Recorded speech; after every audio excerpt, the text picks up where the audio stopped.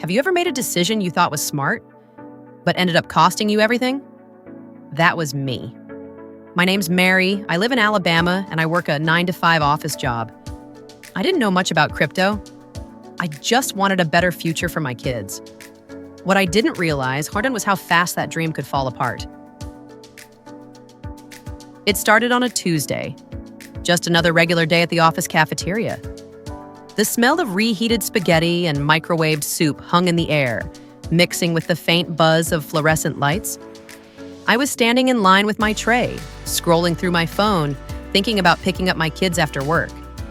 At our table, my coworkers were chatting about weekend plans, sports, and then money. That's when Jason, one of the guys from accounting, pulled out his phone and said loud enough for everyone to hear, "Y'all, I made over $1,000 this month from crypto." Heads turned, including mine. He started showing off charts, green arrows, lines going up like rockets. Bitcoin, Ethereum, something called Solana. Everyone leaned in. Jason looked proud, like a preacher spreading the gospel of easy wealth. "It's simple," he said. "You just buy, hold, and watch it climb. I swear, it's the future." I didn't understand half of what he was saying, but I could feel his excitement. It was contagious. I remember staring at those glowing green numbers and thinking, what if this is my chance? What if I've been missing out all along? That night, when I got home, I couldn't get it out of my head. After putting the kids to bed, I sat on the couch with my laptop. I searched how to invest in crypto. Every video promised huge returns, easy profits. Don't miss this wave. So I thought, why not me? At first, I told myself it would be just a small experiment, a couple $100 just to see what happens. But the more I read, the more my fear of missing out grew. Everyone online was showing screenshots of massive gains. To the moon, they said. I was 38, a mother of 2, working full-time at a logistics company in Birmingham, Alabama. I wasn't rich, but I had some savings. Around $25,000 that I'd built up over years. Money meant for emergencies or maybe college for the kids. I didn't really understand blockchain or wallets or how any of this worked. But Jason said Bitcoin was the safest bet. So one evening, after dinner, I downloaded a trading app. My daughter was on the carpet playing with her Lego set. My son was watching cartoons. I remember smiling nervously as I typed the amount, $25,000, and then tap. Buy Bitcoin. For a moment, I felt powerful, like I was finally doing something smart, joining the future. I had no idea that I was buying at the very top. 3 months later, I woke up to chaos. The first thing I saw that morning wasn't my kids. It was a flood of red on my phone screen. Bitcoin was crashing, fast. I refreshed the app again and again, watching the numbers fall like raindrops on glass. $25,000 became $18,000, then $12,000, then $6,000. I sat there on the bed, frozen. My heart was pounding. At work, I couldn't concentrate. Every few minutes, I'd sneak a glance at the chart. It was like watching a slow-motion car wreck. One night, when it dipped below $2,000, I panicked and sold everything. When the confirmation popped up, my balance showed $200. That was it. Years of saving, gone. I remember staring at the screen, the glowing numbers mocking me, until my tears blurred the phone. For days, I couldn't sleep. I snapped at my kids, avoided coworkers, ignored Jason's texts. I felt ashamed, foolish, betrayed by my own greed. It took me weeks to even say it out loud. I hadn't invested. I'd gambled. I didn't study the market. I didn't set limits. I didn't understand risk. I just followed the crowd. When people say crypto made me rich, what they don't tell you is that for every one person like Jason, there are 100 like me are holding a bag of losses, too embarrassed to talk about it. I had bought into a dream, not a plan. And when the dream collapsed, I was left with nothing but regret. After I'd calmed down, I started reading again, not the hype, but the actual information. And I learned something important. Crypto isn't evil, it's just complicated. It's a technology with potential. but its prices are ruled by emotion. When greed and fear drive the market, people like me, emotional, inexperienced, are the ones who pay the price. When you buy something just because you're afraid of missing out, you're not investing.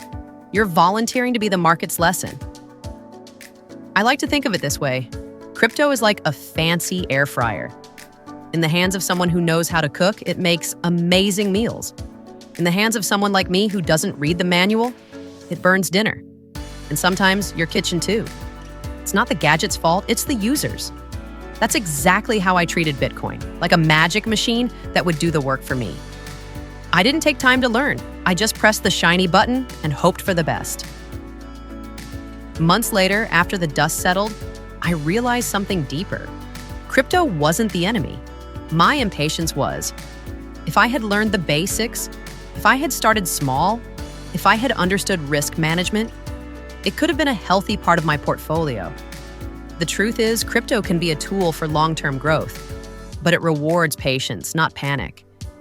It rewards people who read white papers, study technology, diversify, not those chasing the next quick win. The market isn't a slot machine, it's a classroom. And tuition can be expensive if you don't do your homework. After my loss, I started noticing how many scams preyed on people like me. Ads that promised guaranteed profit. Influencers saying, "This coin will 100x next week." Private groups selling insider signals. They all use the same language: greed, urgency, and fear of missing out. And I realized the biggest trap wasn't the market itself. It was our own psychology. We want shortcuts. We want miracles. But finance doesn't work that way. If someone tells you it's risk-free, it's already a lie. So here's what I've learned the hard way. 1, learn first. Don't buy what you don't understand. 2, make a plan. Decide your limits, your time frame, your reason for investing. 3, start small. You don't need to go all in. Try 1% of your savings. 4, stay calm. The market goes up and down. Don't let emotions control you. Knowledge is the best armor you can wear in the world of money. I wish someone had told me that earlier, but maybe my story can be that voice for someone else. If you're a mom like me, juggling work, bills, and family, I get it. We all want security. We all dream of a shortcut. But shortcuts can lead straight into traps. If you're curious about crypto, that's okay. Just start small. Use trusted exchanges. Don't believe flashy ads. And never invest what you can't afford to lose. Crypto is digital money, but it still needs real-world wisdom. Don't trade peace of mind for promises of quick profit. Today, I've rebuilt my savings. Slowly, carefully. Sometimes I still check the charts, but I don't chase them anymore. Now I focus on learning, on budgeting, on teaching my kids what I wish I'd known. Because wealth isn't about luck or timing. It's about understanding. And the smartest investment I ever made was learning from the worst one. Every time I walk past the office cafeteria, I remember that day, the excitement, the charts, the green arrows. Jason still trades.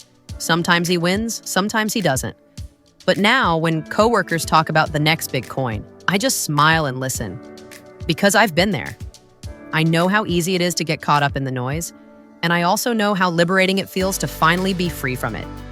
Crypto can change lives, but only if you understand what you're doing. And why? For some, it's a golden opportunity. For others, it's a glittering trap. For me, it was both. We all have lessons that cost us money, but don't let those lessons go to waste. If my story touched you, please like, share, and comment to spread this message. Digital money can disappear, but knowledge never does. Subscribe to Smart Family Finance, where small lessons can lead to big changes for your future.